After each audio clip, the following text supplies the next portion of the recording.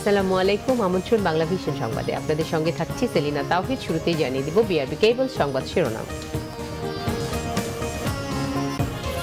উপজেলা ভিত্তিক master plan তৈরির নির্দেশ প্রধানমন্ত্রীর, বললেন ক্ষমতার বিকেন্দ্রীকরণে দ্রুত উন্নয়ন সম্ভব।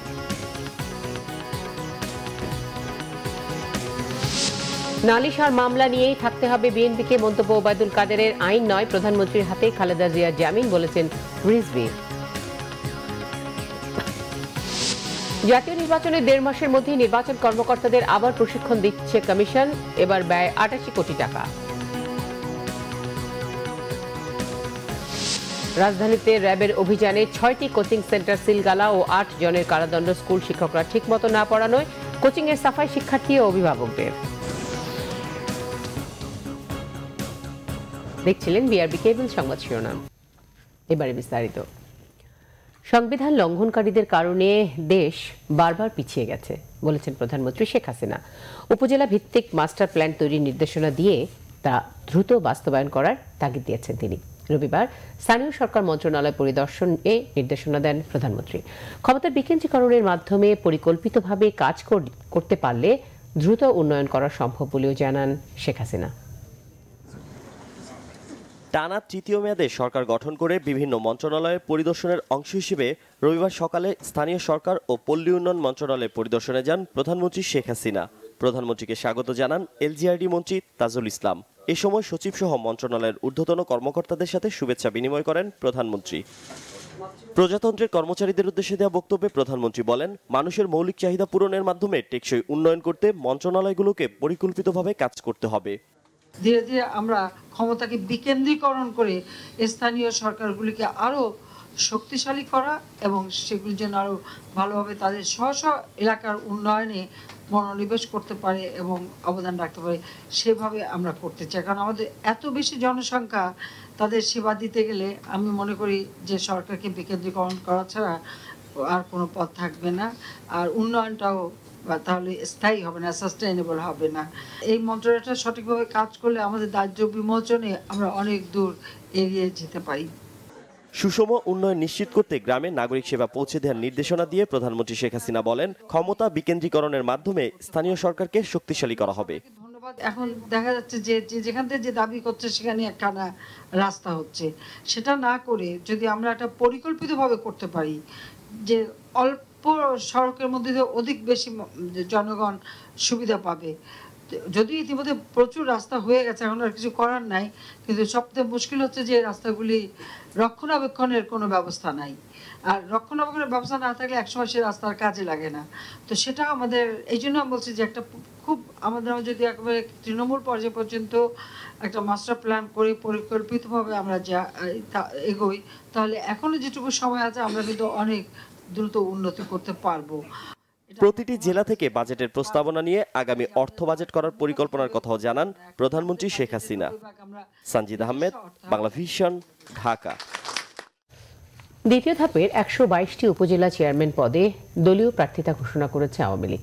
দলের সাধারণ সম্পাদক ওবায়দুল কাদের জানিয়েছেন, তৃণমূলের মতামত এবং সার্ভে রিপোর্টের ভিত্তিতেই চূড়ান্ত এই মনোনয়ন।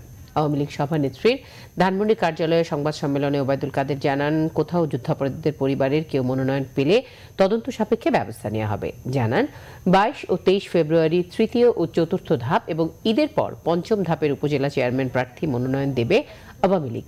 নির্বাচনী ট্রাইব্যুনালে বিএনপির মামলার উদ্যোগকে স্বাগত জানিয়ে তিনি বলেন, দলটির এখন নালিশ ও মামলা নিয়েই থাকতে হবে। আন্দোলনের শক্তি বিএনপির এখন নেই বলে আবারও মন্তব্য করেন ওবায়দুল কাদের। হিসাব করলে লতার উপর পাতা গিয়ে মামলা করার নিয়ম আছে, তারা করতে পারে, মোস্ট ওয়েলকাম। আমাদের কোনো অসুবিধা নেই, একটা নিয়ম আছে, নিয়ম অনুযায়ী করে একটা নিয়ে তো থাকতে হবে। আন্দোলন করে তো কিছু করতে পারবে না, আর আন্দোলন করার ক্ষমতাও নেই, সক্ষমতাও নেই। কাজে নালিশ আর মামলা এই দুটো নিয়ে থাকতে হবে, ভালো লিগ্যাল ব্যাটেল বা।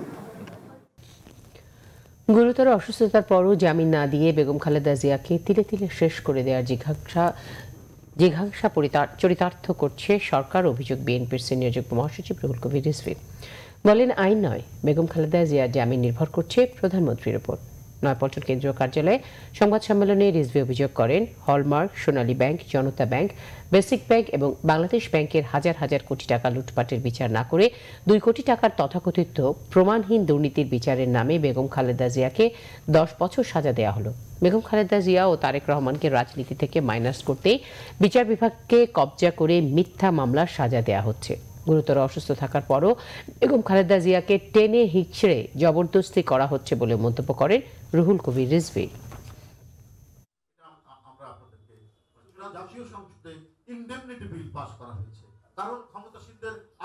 নির্যাতন সহ্য করতে গিয়ে তার পূর্বের অসুস্থতা এখন আরো গুরুতর রূপ ধারণ করেছে। হাত নড়াচড়া করতে পারেন না, রিস্ট জয়েন্ট ফুলে গেছে, কাঁধে প্রচন্ড ব্যথা। এই ব্যথা হাত পর্যন্ত রেডিয়েট করে। তিনি পা তুলে ঠিকমতো হাঁটতেও অসুবিধা হচ্ছে। তার এইরকম শারীরিক অসুস্থতার মধ্যেও অমানবিকভাবে দেশনেত্রী বেগম খালেদা জিয়াকে আদালতে হাজির করার নামে টানা হেঁচড়া করে নির্যাতন করা হচ্ছে। তিলে তিলে নিঃশেষ করে দেওয়ার জিঘাংসা চরিতার্থ করে চলেছে সরকার। মিথ্যা দণ্ড দিয়ে তাকে নির্বাচন থেকে দূরে রাখার স্বাদ পূর্ণ করলেন, এখন মুক্তি দিন। এদিকে তথ্যমন্ত্রী ডক্টর হাসান মাহমুদ বলেছেন, প্রধানমন্ত্রীর প্রতি বেগম খালেদা জিয়াকে মুক্তির আহ্বান জানিয়ে আইন ও আদালতের প্রতি বৃদ্ধাঙ্গুলি দেখিয়েছে বিএনপির সিনিয়র যুগ্ম মহাসচিব রুহুল কবির রিজভী। চট্টগ্রামের এম এ আজিজ জিমনেশিয়াম চত্বরে 21শে বইমেলার উদ্বোধনী অনুষ্ঠানে তিনি মন্তব্য করেন। বেগম খালেদা জিয়াকে মুক্তি দেওয়ার এখতিয়ার তো মাননীয় প্রধানমন্ত্রীর নাই। অর্থাৎ মাননীয় প্রধানমন্ত্রীর প্রতি আহ্বান জানিয়ে রিজভী আহমেদ এবং বিএনপি দলগতভাবে আইন এবং আদালতের প্রতি বৃদ্ধাঙ্গুলি প্রদর্শন করেছে। আর সেখানে তিনি বলেছেন বেগম খালেদা জিয়া অসুস্থ। বেগম খালেদা জিয়া তো আগে থেকেই অসুস্থ।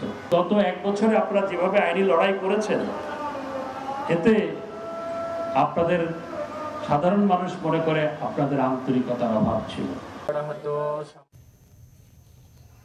জাতীয় নির্বাচন শেষ না হতেই একই কর্মকর্তাদের উপজেলা নির্বাচনের জন্য প্রশিক্ষণ দিচ্ছে নির্বাচন কমিশন। জাতীয় নির্বাচনের চেয়ে 1.5 গুণ বেশি বাজেট রাখা হয়েছে এসব প্রশিক্ষণে। জাতীয় নির্বাচনে যেখানে প্রশিক্ষণ বাবদ খরচ হয়েছিল 64 কোটি 15 লাখ টাকা, সেখানে উপজেলা পরিষদের প্রশিক্ষণের বাজেট 88 কোটি 57 লাখ টাকারও বেশি। একাদশ জাতীয় সংসদ নির্বাচনের আগে জেলা উপজেলা সহ বিভিন্ন পর্যায়ের কর্মকর্তারা যারা নির্বাচনের কাজে যুক্ত থাকবেন তাদের 2 দফায় প্রশিক্ষণ দিয়েছিল নির্বাচন কমিশন। এসব প্রশিক্ষণের মধ্যে ছিল প্রশিক্ষকদের প্রশিক্ষণ বা টিওটি, অর্থাৎ যারা পরবর্তী পর্যায়ে নির্বাচনের অন্যান্য কর্মকর্তা, প্রিজাইডিং, সহকারী প্রিজাইডিং ও পোলিং অফিসার সহ মাঠ পর্যায়ের কর্মকর্তাদের প্রশিক্ষণ দিয়েছেন। আরেক ধাপে ছিল ইভিএম ব্যবহার বিষয়ক প্রশিক্ষণ। নির্বাচন কমিশনের মাঠ পর্যায়ের প্রায় সব কর্মকর্তাদের এই প্রশিক্ষণ দেওয়া হয়, কিন্তু জাতীয় নির্বাচনে ইভিএম ব্যবহার হয়েছিল মাত্র 6টি আসনে। 30 ডিসেম্বর জাতীয় নির্বাচন শেষ হওয়ার প্রায় সাথে সাথেই আবার উপজেলা নির্বাচনের জন্য প্রশিক্ষণ দেওয়া শুরু করেছে নির্বাচন কমিশন। 300 আসনের জাতীয় নির্বাচনে প্রশিক্ষণের জন্য কমিশনের বাজেট ছিল 64 কোটি টাকার ওপরে, আর 492 উপজেলার নির্বাচনের আগে একই ধরনের প্রশিক্ষণে বাজেট ধরা হয়েছে 88.5 কোটি টাকা। পঞ্চম উপজেলা পরিষদ নির্বাচনে কোনো আইন বা বিধির পরিবর্তন না হলেও একইভাবে প্রশিক্ষকদের প্রশিক্ষণ ও ইভিএম এর ওপর এসব দিনব্যাপী কিংবা কখনো কখনো 2 দিনের ট্রেনিং নিচ্ছেন কর্মকর্তারা। একাদশ সংসদ নির্বাচনের টট ট্রেনিং করেছি, আর উপজেলা পরিষদ নির্বাচনের টট ট্রেনিং করেছি, আর সেটা হলো 30 এবং 31 তারিখে হয়েছে ইভিএম এবং 1-2 তারিখে হয়েছে টট। একাদশ জাতীয় সংসদে তো আমাদের অনেক ধরনের ট্রেনিং হয়, রিটার্নিং অফিসার হিসেবে আমি ট্রেনিং নিইনি। তখন কি হিসেবে ট্রেনিং? তখন আমি প্রশিক্ষকের প্রশিক্ষণ, তারপরে ইভিএম প্রশিক্ষণ এগুলো নিয়েছিলাম। অতীতে যে ভুলগুলো থাকে বা যে সমস্যাগুলো থাকে আমরা ফেস করি, সেগুলো এখানে এসে আমরা আলোচনা করে সমাধান পাই। এই জন্য বারবার ট্রেনিং প্রয়োজন। শুধু উপজেলা নয়, ঢাকা সিটি কর্পোরেশনের নবগঠিত 36 ওয়ার্ড এবং উত্তরের মেয়রের 0 আসনের নির্বাচন উপলক্ষেও দেওয়া হচ্ছে ট্রেনিং। যদিও এসব নির্বাচনের কর্মকর্তারা সদ্যই শেষ হওয়া জাতীয় নির্বাচনে দায়িত্ব পালন করেছিলেন এবং সে উপলক্ষে প্রশিক্ষণও নিয়েছিলেন, তবে কমিশন মনে করে ট্রেনিংয়ের মাধ্যমে কর্মকর্তারা যে কোনো সমস্যা সমাধানে দ্রুত পদক্ষেপ নিতে পারে। জাতীয় সংসদ নির্বাচনের যে গুরুত্ব এবং পরিধি এবং কাজের যে ধরন, এগুলোর সাথে এই উপজেলা পরিষদ নির্বাচনের কাজের ধরনের পার্থক্য খুব একটা নেই। ইতিমধ্যে 30 ডিসেম্বর যে নির্বাচন হয়েছে, আপনারা সকলেই খুব কাছ থেকে এই নির্বাচনটা করেছেন এবং দেখেছেন। বাংলাদেশ নির্বাচন কমিশন মনে করেছেন আগামী পঞ্চম যে উপজেলা পরিষদ নির্বাচন হতে যাচ্ছে সেই নির্বাচনটি যথাযথভাবে আইনানুগভাবে অনুষ্ঠানের জন্য এই প্রশিক্ষণ এবং সমন্বয়ের কোনো বিকল্প নেই। তারই ধারাবাহিকতায় আমরা পর্যায়ক্রমে সকল পর্যায়ের কর্মকর্তা কর্মচারীগণকে এই প্রশিক্ষণের আওতায় আনব। 2 মাসের আগে পরে বিপুল অর্থ ব্যয়ে একই ধরনের প্রশিক্ষণ দেওয়ার যৌক্তিকতা নিয়ে প্রশ্ন উঠেছে খোদ নির্বাচন কমিশন কার্যালয়ে, যদিও এ নিয়ে কমিশনের কোনো বক্তব্য পাওয়া যায়নি। শারমিন ইব্রাহিম, বাংলা ভিশন, ঢাকা। এদিকে ঢাকা উত্তর সিটি কর্পোরেশন নির্বাচনের মেয়র পদে শূন্য আসনে এবং উত্তর দক্ষিণের নতুন 36 ওয়ার্ডের কাউন্সিলর প্রার্থীদের মধ্যে প্রতীক বরাদ্দ দেওয়া হয়েছে। সকালে আগারগাঁওয়ে 5 মেয়র প্রার্থীর মধ্যে প্রতীক বরাদ্দ দেন উত্তর সিটি কর্পোরেশনের রিটার্নিং কর্মকর্তা আবুল কাশেম, আওয়ামী লীগের প্রার্থী আতিকুল ইসলাম নৌকা, জাতীয় পার্টির শাফিন আহমেদ লাঙ্গল, স্বতন্ত্র প্রার্থী আব্দুর রহিম টেবিলঘড়ি, ন্যাশনাল পিপলস পার্টির আনিসুর রহমান দেওয়ান, আম ও প্রগতিশীল গণতান্ত্রিক পার্টির শাহিন খান বাক প্রতীক পেয়েছেন। মেয়র প্রার্থীদের মনোনীত ব্যক্তিদের হাতে প্রতীক তুলে দেন রিটার্নিং কর্মকর্তা আবুল কাশেম। একই সাথে সাধারণ ও সংরক্ষিত নারী কাউন্সিলর প্রার্থীদেরও প্রতীক বরাদ্দ দেওয়া হয়েছে। রিটার্নিং কর্মকর্তা জানান, প্রতীক পাওয়ার পর থেকে আগামী 26 ফেব্রুয়ারি রাত 12টা পর্যন্ত প্রচার চালানো যাবে। সবাই যেন আচরণবিধি মেনে চলে তার তাগিদ দেন আবুল কাশেম। খাতা কলমে 16টি ইউনিয়নকে ঢাকা দক্ষিণ ও উত্তর সিটি কর্পোরেশনে যুক্ত হয়েছে 1.5 বছরেরও বেশি আগে। তারপরও নতুন কোনো অবকাঠামো গড়ে ওঠেনি এসব এলাকায়। আছে গ্যাস পানির নিত্য সমস্যা। জনপ্রতিনিধি না থাকায় জনগণের দাবিগুলো উপেক্ষিত থেকে গেছে বরাবর। আসছে নির্বাচনকে ঘিরে নতুন আশায় বুক বাঁধছেন এসব ওয়ার্ডের বাসিন্দারা। প্রার্থীরা বলছেন, নতুন পুরাতন ওয়ার্ড আলাদা করে নয়, নির্বাচিত হতে পারলে সব এলাকার মানুষের জন্যই কাজ করবেন তারা। ঢাকার 16টি ইউনিয়ন ভেঙে 36টি ওয়ার্ড হিসেবে 2 সিটি কর্পোরেশনের সাথে যুক্ত হয় 2017 সালের জুলাইয়ে। তবে সেই ঘোষণার 1.5 বছর পার হলেও এসব এলাকায় সিটি কর্পোরেশনের সুযোগ সুবিধা এখনও পৌঁছেনি। ঢাকার পূর্বাঞ্চলে জলাশয় বেষ্টিত এসব অঞ্চলে নাগরিক সুবিধাও অপ্রতুল। এসব এলাকায় নির্বাচনের প্রথম দফার শিডিউল আদালতের নিষেধাজ্ঞায় বন্ধ হয়ে যায়। পরে সে নিষেধাজ্ঞা উঠে গেলে আবারও ভোটের হাওয়া লেগেছে এসব অঞ্চলে। ভোটের হাওয়ায় আশার পাল উড়াচ্ছেন এখানকার বাসিন্দারাও। তাদের আশা, ঢাকার এত কাছে থেকেও তারা যেসব সুবিধা থেকে বঞ্চিত ছিলেন সেগুলো এবার পূরণ হবে। এই যে গ্যাসের লাইন, আপনার ওয়াশার লাইন, যেগুলো আমরা থেকে বঞ্চিত। কোনো ওয়াশার লাইন নাই, গ্যাস ঠিক মতন পাই না, বিদ্যুৎ পাই কিন্তু আর অনেক কিছু বাকি আছে। রাস্তাঘাট ঠিক মতন করবো এটাই চাই। গ্যাস নাই, মনে করেন ময়লা টোলা জায়গায় জায়গায় আছে, দেখেন উমরে গিয়ে কত ময়লা, এসবটা পরিষ্কার করানোর দায়িত্ব চাই। আমরা এরকম প্রার্থী চাই যে প্রার্থী আমাদের এলাকার জন্য কাজ করবে, সেরকম প্রার্থীকে আমরা ভোট দিব। নির্বাচনের প্রচারণা এখনও জমে ওঠেনি এসব অঞ্চলে। প্রার্থীরা জানিয়েছেন, এখানকার সমস্যা সংকটগুলো তারা জানেন। নির্বাচিত হতে পারলে সেগুলো সমাধানের চেষ্টা করবেন।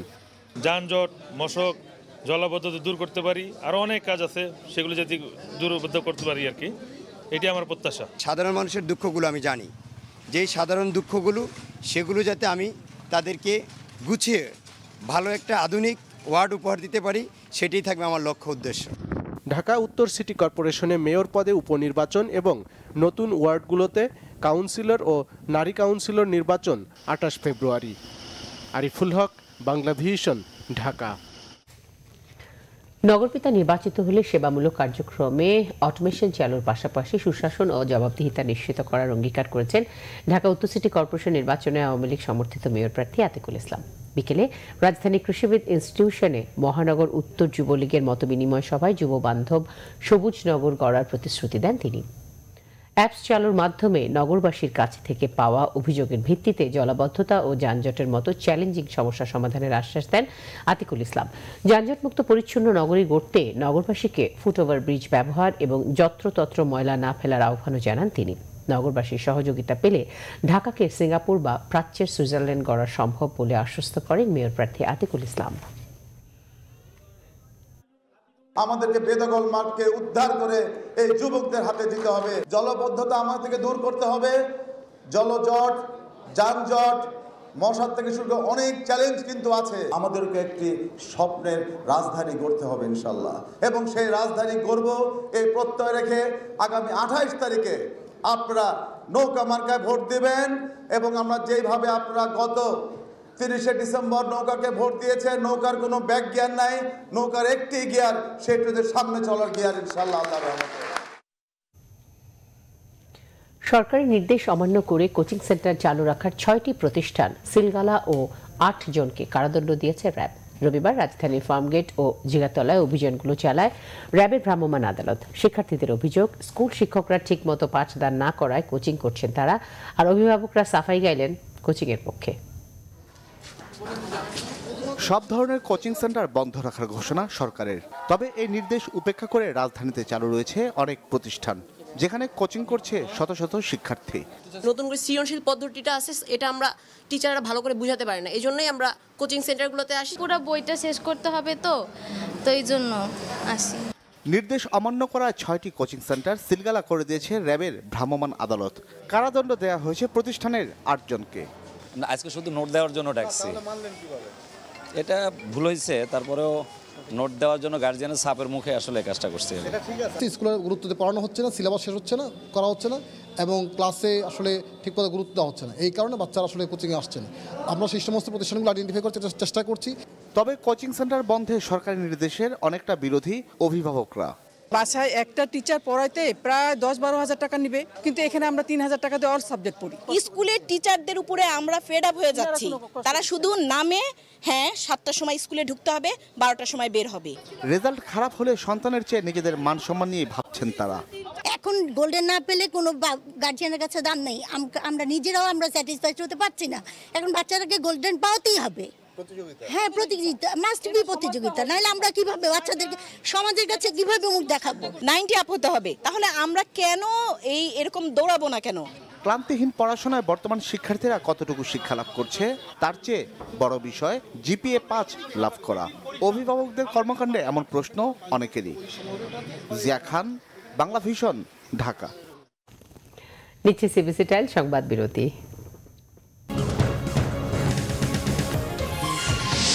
স্কুলের পাঠ্যসূচিতে কিছু সাম্প্রদায়িক উপাদান আছে স্বীকার করেছেন শিক্ষা উপমন্ত্রী, ধীরে ধীরে দূর করার আশ্বাস। বুড়িগঙ্গার মতো ঢাকার আশপাশ সহ সারা দেশের গুরুত্বপূর্ণ সব নদীর 2 তীর দখল মুক্ত করা হবে ধারাবাহিকভাবে, জানিয়েছেন পানি সম্পদ প্রতিমন্ত্রী।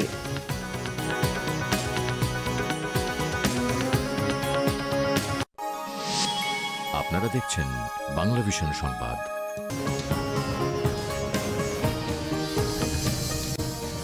দেখছিলেন বাংলা ভিশন সংবাদ। স্কুলের পাঠ্যসূচিতে কিছু সাম্প্রদায়িক উপাদান আছে বলে স্বীকার করেছে শিক্ষা উপমন্ত্রী মহিবুল হাসান চৌধুরী।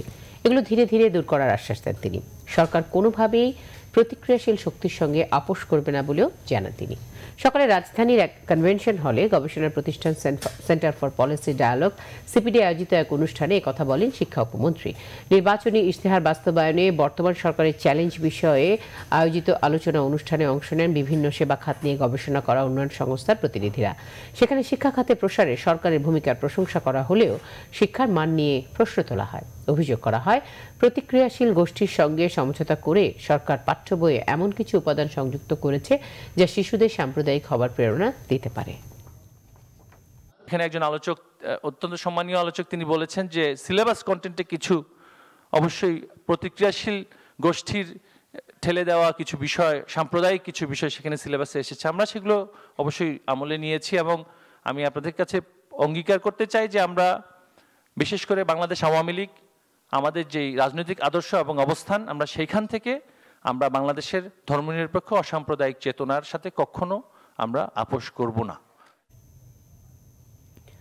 বুড়িগঙ্গার মতো ঢাকার আশপাশ সহ সারা দেশের গুরুত্বপূর্ণ সব নদীর 2 তীর ধারাবাহিকভাবে দখল মুক্ত করা হবে বলে জানিয়েছেন পানি সম্পদ প্রতিমন্ত্রী জাহিদ ফারুক। রবিবার সংসদ প্রশ্ন উত্তর পর্বে এক প্রশ্নের উত্তরে পানি সম্পদ প্রতিমন্ত্রী এই তথ্য জানান। এছাড়া কুড়িগ্রাম, টাঙ্গাইল, ফেনী সহ বেশ কয়েকটি জেলার নদী ভাঙন রোধে 2 তীরে সংরক্ষণে নেওয়া বেশ কয়েকটি প্রকল্পের কথা জানান প্রতিমন্ত্রী। এছাড়া অপর এক প্রশ্নের উত্তরে আইনমন্ত্রী আনিসুল হক বলেন, বিচার কাজে গতিশীলতা আনতে জুডিশিয়াল সার্ভিস কমিশনকে গতিশীল করা হয়েছে। গত 5 বছরে 571 জন সহকারী জজ নিয়োগ দেওয়া হয়েছে। এছাড়া 538 জন অতিরিক্ত জেলা জজকে জেলা জজ, 187 জন যুগ্ম জেলা জজকে অতিরিক্ত জেলা জজ এবং 950 জন সহকারী জেলা জজকে সিনিয়র সহকারী জেলা জজে পদোন্নতি তথ্য সংসদকে জানান আইনমন্ত্রী। তাবলিগ জামাতের দুপক্ষের বিরোধ মিটিয়ে টঙ্গীর তুরাগ তীরে শুক্রবার শুরু হচ্ছে 4 দিন ব্যাপী বিশ্ব ইজতেমা। চলছে মাঠ প্রস্তুতির কাজ। 15 ও 16 ফেব্রুয়ারি মাওলানা জুবায়ের অনুসারীরা এবং 17 ও 18 ফেব্রুয়ারি সাতপন্থীরা ইজতেমার কার্যক্রম পরিচালনা করবেন। ইজতেমা আয়োজনে টঙ্গীর তুরাগ তীরের বিশাল এলাকা জুড়ে চলছে ব্যাপক প্রস্তুতি। চলছে প্যান্ডেল, খুঁটি ও মাঠের ভেতরে রাস্তা মেরামত কাজ। প্রায় 20,000 তাবলিগ জামাতের সাথী স্বেচ্ছাশ্রমে মাঠ প্রস্তুতির কাজ করছেন। বুধবারের মধ্যে মাঠের সব প্রস্তুতি শেষ করবেন আয়োজকরা। উদ্দেশ্য হলো একমাত্র আল্লাহ তাআলাকে রাজি খুশি করা এবং দিন বলে আল্লাহ বলে মানুষ কিভাবে আল্লাহ রাস্তায় আসবে, কিভাবে আল্লাহর ইবাদত বন্দি করবে, হ্যাঁ তাদেরকে আল্লাহ রাস্তায় ঝুঁকায় দেওয়া হলো আমাদের উদ্দেশ্য। আল্লাহ পাক তো উসিলা ছাড়া কাউকে মাফ করবেন না। কেউ তো এমনি মাফ পাইবে আর কিছু উসিলার মাধ্যমে মাফ হবে।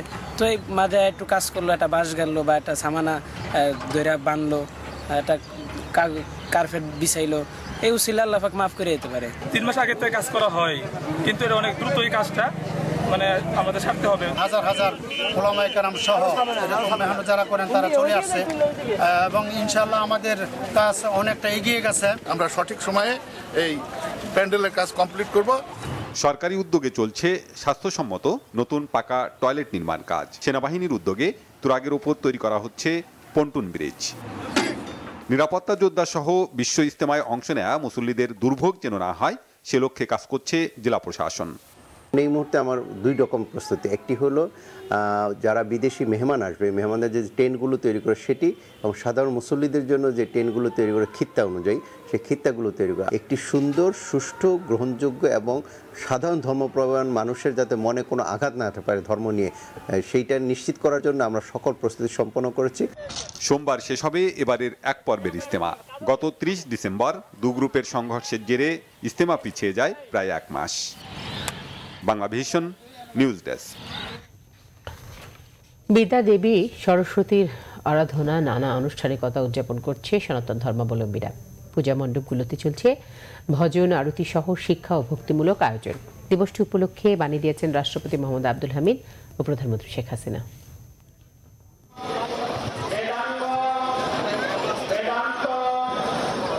মাঘের শুক্লা পঞ্চমী তিথিতে বিদ্যাদেবী সরস্বতীর পূজায় ব্যস্ত ভক্তরা। জীবে প্রেম করে সেইজন সেবিত ঈশ্বর। আগে দেবী আগে সবার আগে এটা বলছে যে আমার কাছে চাওয়ার আগে মানুষের মঙ্গল করো। দেবীর কাছে চাইছে যাতে ভালোভাবে পড়ালেখা করে বাবা মার মুখ উজ্জ্বল করতে পারি আর ভবিষ্যতে যেন দেশের জন্য কিছু করতে পারি। শিক্ষার দিক দিয়ে সবাই একটু এগিয়ে থাকুক আর প্রশ্নভাষ্যের মাধ্যমে যেই শিক্ষার যে অবনতিটা হয়েছে সেটা যাতে আমরা ঘুচায় উঠতে পারি। বিদ্যার সঙ্গে সরস্বতীকে সঙ্গীতের দেবীও মনে করা হয়, তাই সরস্বতীর কাছে সুর সাধকদেরও বিশেষ বন্দনা। কেন্দ্রীয় উপাসনালয় ও চারুকলা ইনস্টিটিউটের উদ্যোগেও পূজা অনুষ্ঠিত হয়। ঢাকা বিশ্ববিদ্যালয়ের জগন্নাথ হল প্রাঙ্গণ সেজেছে বর্ণিল সাজে। এদিকে জগন্নাথ বিশ্ববিদ্যালয়ে পূজা হচ্ছে 37টি মণ্ডপে। ঢাকেশ্বরী জাতীয় মন্দিরে মহানগর সর্বজনীন পূজা কমিটির উদ্যোগে সকাল 9টায় শুরু হয় পূজা। যে বিদ্যাটা আমরা অর্জন করেছি ছোটকাল থেকে, এটাকে ধারণ করা এবং এটার শুভ দিকগুলোকে পরবর্তীতে আমাদের জীবনে প্রয়োগ করা, এটাই হচ্ছে এই পূজাটার মূল উদ্দেশ্য। ধর্মপ্রাণ সনাতন পরিবারগুলোতে সরস্বতী পূজার এদিনে ব্রাহ্মণভোজ ও পিতৃতর্পণের মাধ্যমে শিশুদের হাতেখড়ি দেওয়ার প্রথাও প্রচলিত। এদিকে শিক্ষামন্ত্রী ডাক্তার দীপু মনি সকালে পূজা মণ্ডপ ঘুরে দেখেন। নাসরিন গীতি, বাংলা ভিশন, ঢাকা। নিচে আবারও সিবিসি টাইল সংবাদ বিরতি। সিরিয়া আইএস জঙ্গিদের বিরুদ্ধে চূড়ান্ত অভিযান শুরু মার্কিন সমর্থিত কুর্দিদের। সিরিয়ান ডেমোক্রেটিক ফোর্স এসডিএফ এর। এবারে বিপিএল এ দারুণ প্রতিদ্বন্দ্বিতাপূর্ণ হলেও টুর্নামেন্টের পূর্ণতা পেতে হোম অ্যান্ড অ্যাওয়ে আয়োজনের সুপারিশ খালেদ মাসুদ পাইলটের।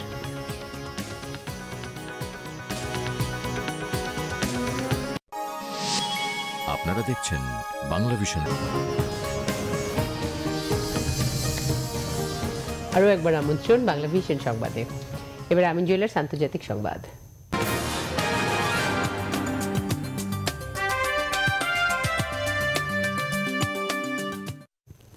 ইরাক সীমান্তের কাছে সিরিয়ার দেইর আল জোরে আইএস জঙ্গিদের শেষ ঘাটের দখল নিতে চূড়ান্ত অভিযান চালিয়েছে মার্কিন সমর্থিত কুর্দিদের সিরিয়ান ডেমোক্রেটিক ফোর্স এসডিএফ।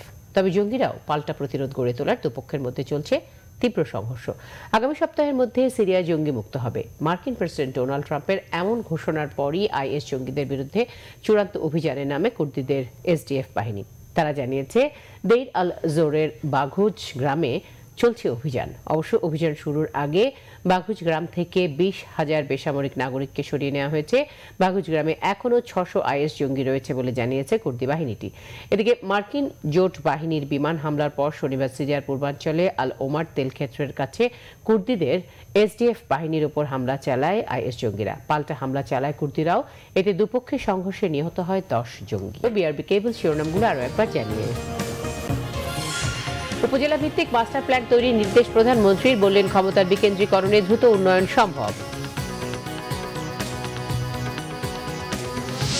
নালিশ আর মামলা নিয়েই থাকতে হবে বিএনপিকে, মন্তব্য ওবায়দুল কাদেরের। আইন নয়, প্রধানমন্ত্রীর হাতে খালেদা জিয়ার জামিন, বলেছেন রিজভী। জাতীয় নির্বাচনের 1.5 মাসের মধ্যেই নির্বাচন কর্মকর্তাদের আবার প্রশিক্ষণ দিচ্ছে কমিশন। এবার ব্যয় 88 কোটি টাকা। রাজধানীতে র্যাবের অভিযানে 6টি কোচিং সেন্টার সিলগালা ও 4 জনের কারাদণ্ড। স্কুল শিক্ষকরা ঠিকমতো না পড়ানোয় কোচিংয়ের সাফাই শিক্ষার্থী ও অভিভাবকদের। এই ছিল এখনকার মতো। পরের সংবাদ রয়েছে রাত 10:30। এর আগে 9টায় রয়েছে নিউজ টপ 10 দেখার আমন্ত্রণ রইল। এছাড়া ফেসবুকে বাংলাভিশন সংবাদ সরাসরি দেখতে লগ ইন করতে পারেন facebook.com/বাংলাভিশনে। সঙ্গে থাকায় ধন্যবাদ সবাইকে।